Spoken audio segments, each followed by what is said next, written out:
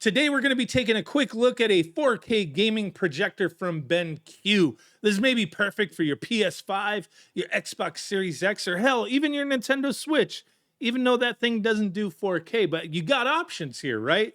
So this is the X3000i.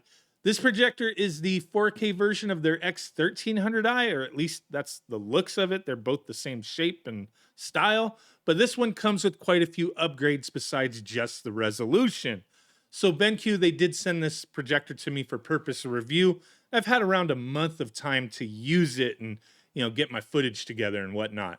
So while unboxing this, showing you what it comes with, it also has its own Google certified Android stick that BenQ makes that you can install inside of a compartment on the top of the projector where there is a third HDMI port and a USB power cable that they have there hidden. Not sure why this stuff isn't built in, but it seems to work just fine. I haven't tried to plug anything else into it. I've only used the BenQ little dongle, and it seems very snappy navigating through the Android TV setup here and getting things going. So specs-wise, this projector, it has two HDMI 2.0B ports on the back, allowing for up to 4K 60 Hertz. Now, the projector can display around a 150-inch image from about 12.5 feet away. Now, all footage seen in my video here was with the projector at around 8 feet from my screen, and it was displaying at around a 100-inch image, maybe slightly smaller than that. Now, if you see any rainbow banding in this footage, it was due to my camera, not actually seen in real life. I did try my best, recording and re-recording, changing camera settings to try and get the best picture to share with you guys, but it's always a bit of a challenge to capture projector footage accurately. Now, even if my footage looks good, I think seeing it in real life looks a lot better. So my footage here, it was recorded in 4K and uploaded at 4K. So for the best look, I'd recommend viewing it that way if you are on a 4K device.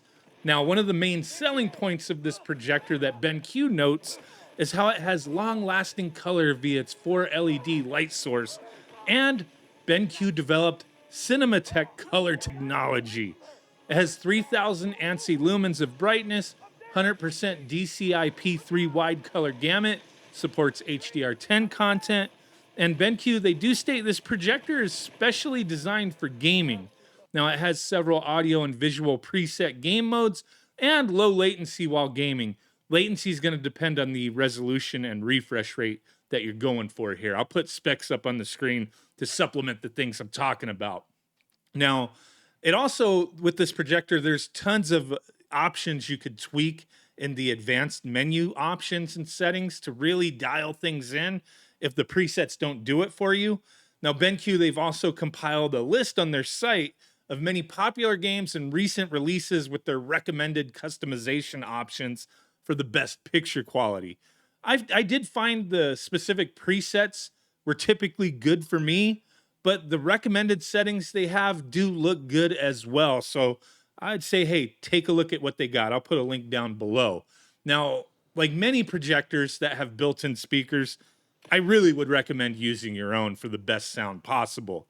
But this projector, it has a 10 watt, so two 5-watt speakers. It's a Trevolo setup, and they do sound decent and get loud enough that I think everyone in your living room shouldn't have an issue hearing, unless you're in like a big stadium or something. But if everybody's, within like 10 to 15 feet of this thing, it sounds fine. But this projector, it does support eARC through, HDMI. So you have, audio over HDMI if you have a sound bar or speaker setup. So if you have a proper setup as well, you can utilize Dolby Atmos audio. Highly recommend it. I have Dolby Atmos in my living room, and I just can't really go back to anything else. It sounds great for things that actually utilize it anyway. Now, this projector, it uses manual adjustments for zoom and focus, so I think that's kind of important to mention. You got the little dials on the side, so there's no digital mechanical adjustments here. With the remote, you can't just go into the settings and change all that. You have to physically do it, but if you have this in a fixed spot, really shouldn't be an issue. Now, the one thing you can do with the remote is keystone correction if you need to get that dialed in, and that seems to work fine. This projector actually one of my biggest pros here was it was really no fuss, man. I've looked at so many projectors over the years, and I just set this thing down. You can mount it many different ways. They have different, legs that you can attach to it to put it upside down. You can mount it on a ceiling however you need to.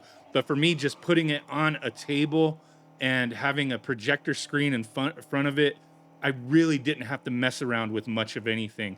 Sometimes these things, man, I'm like messing with the legs, trying to get the right angle, and everything just kind of doesn't work right. Getting the keystone correction, things get blurry. With this one, I just set it down, manipulated it slightly within a minute or two, and had a proper image. So that was great for me.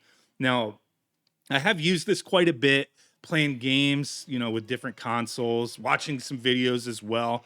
And the quality I'm seeing here, I do like. Latency was fine. I didn't have an issue playing any games. The response, everything was good.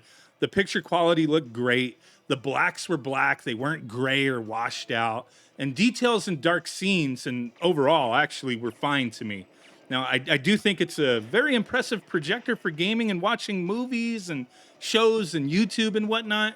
But it is fairly similar to the TK700 STI from BenQ that I did review a long while back.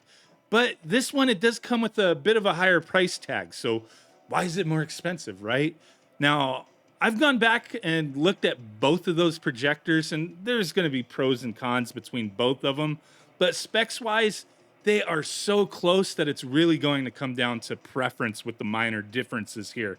And I think the main difference, I believe, is the X3000i has quite a bit higher of a contrast ratio and a longer lamp life from what I'm reading than the TK700 STI, which is also a 4K gaming projector, right? And also the TK700 STI does have a shorter throw for a larger projected image. They both are using pixel shifting for the 4K image, which really, it shouldn't come as a surprise for the price range. But really look into, true 4K versus, pixel shifting. It's not a major difference here with that other than the price tag. If you get a projector that's not 4K with pixel shifting, it's going to be like 3 times, 4 times the price typically from what I've seen. So do your research on that if that's kind of stuff that matters to you.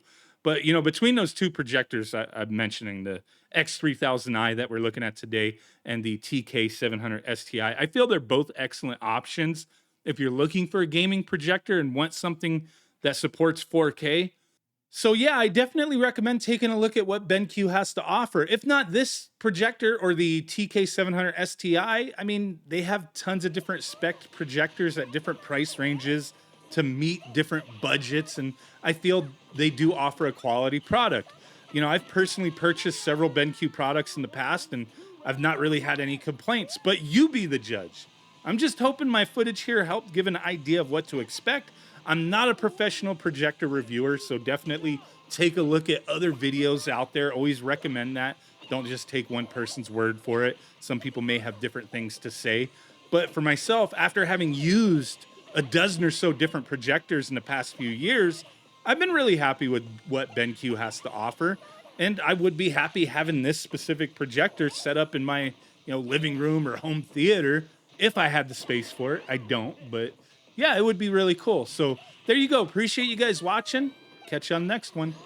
Bye.